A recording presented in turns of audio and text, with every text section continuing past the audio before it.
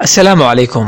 Inta badan dadka dunida jooga waxay ku fekeraan tiknoolajiyadda iyo warshadaha si ay u sameeyaan balaayiin dollar. Jeff Bezos, Bill Gates iyo Mark Zuckerberg waa shakhsiyaadka ugu taajirsan dunida. Macluumaad ururin dhawaan la sameeyay waxay muujisay 9 qof ee dunida ugu taajirsan inay ka hanti badan yihiin 4 bilyan ee ugu faqiirsan dhulka.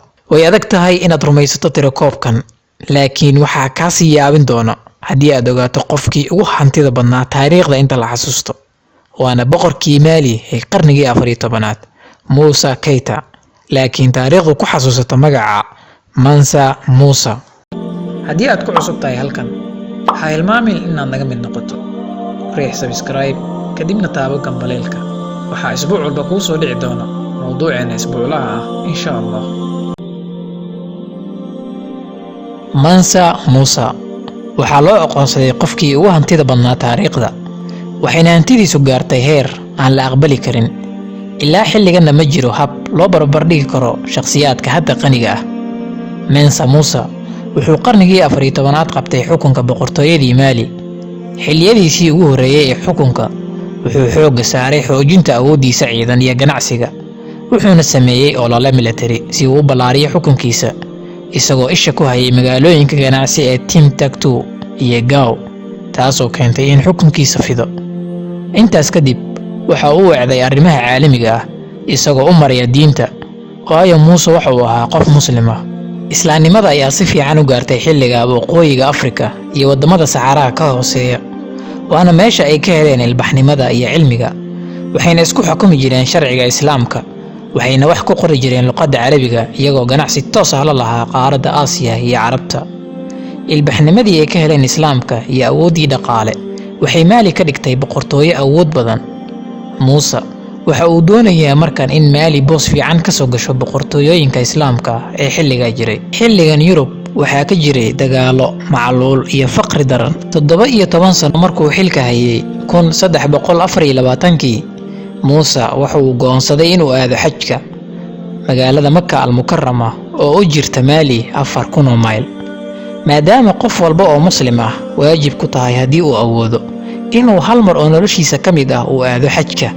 haddana ma ahan markii ugu horeysay Muuse uu xajiyo, oo 2 mar ayuu horay u sii xajiyay, laakiin markan waxay ahayd dhoolatus. wuxuu horay u sii kaxaystay xamuulkii ugu yaabka badnaa taariikhda bini'aadamka, waxaana la socday 60,000 oo nin, waxaana ku jiray 12,000 oo addoomo ah oo ku labisnaa xariir, kuwa oo wada silsilado dahab ah, 600 oo geel oo midkiiba uu wado in ka badan 10 garaam oo dahab ah.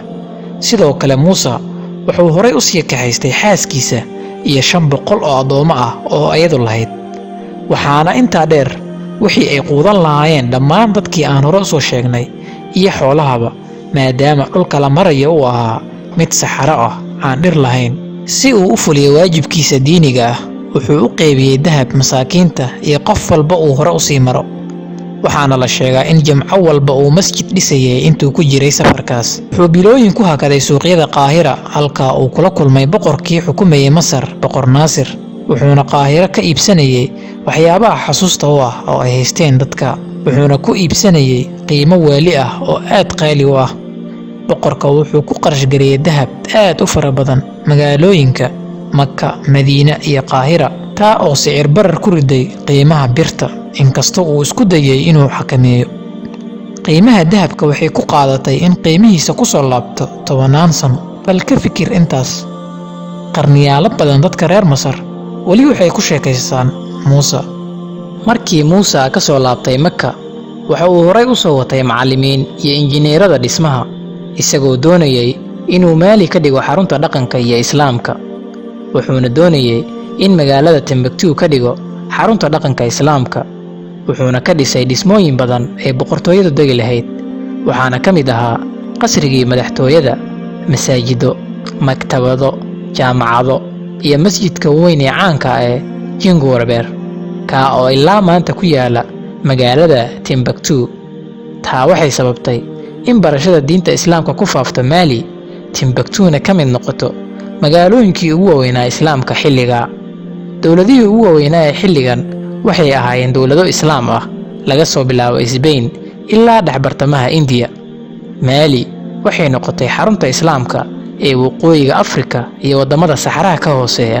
Horay waxaa loo yiri cusbadu waxay ka soo jeedaa koonfurta, dahabkana wuxuu ka soo jeedaa waqooyiga, halka aqoontu ay ka soo jeedo Timbuktu. waxaa sidaa loo yiri magaaladan waxay u dhowdahay saxaraha iyo webiga Niger, waana meesha lagu kala bedelan jiray aqoonta iyo dhaqamada. waxaana ku yaalay warshad yar oo lagu koobiyay buugaagta laga keeno magaalooyinka kale. xilligaas soo saarista buugaagta aad ayay qaali u ahayd, laakiin xukunkii Mensa Musa waxay noqotay mid iska fudud. marka laga soo tago taariikhda islaamka ee ah in Mensa uu ahaa nin hanti iyo sharaf badan haystay, haddana waxaa jira sheekooyin kale ay ku sheekaystaan dadka qaar ee reer Mali oo ah inuu ahaa dabaal ka oo hantidiisa oo dhan ku lumiyay diinta islaamka isagoo ka tagay dhaqanka dadkiisa.